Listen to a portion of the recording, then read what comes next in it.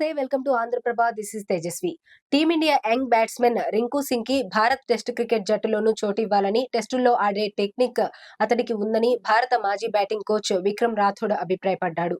టెస్టులు ఆడే టెక్నిక్ అతడి బ్యాటింగ్ లో ఉందని, ఫస్ట్ క్లాస్ క్రికెట్ లో అతడి సగటు 50కి పైగా ఉందని ప్రస్తావించాడు.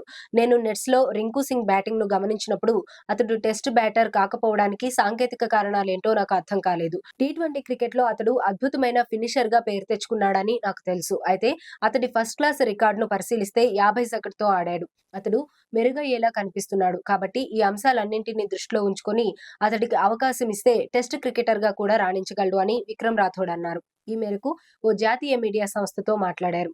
ఇక రింకు సింగ్ తో పాటు యంగ్ క్రికెటర్లు అయిన శుభ్మన్ గిల్, యశస్వి జైస్వాల్లను కూడా అన్ని ఫార్మాట్లలోకి తీసుకోవచ్చని అభిప్రాయపడ్డాడు. అద్భుతమైన ఆటగాళ్లు వెలుగులోకి వస్తున్నారని, అయితే గిల్, జైస్వాల్ 3 ఫార్మాట్లలో ఎక్కువ కాలం ఆడేలా కనిపిస్తున్నారని, రాబోయే సంవత్సరాల్లో వీరిద్దరూ భారత బ్యాటింగ్ కు వెన్నుముకగా మారబోతున్నారని రాథోడ్ అభిప్రాయపడ్డారు.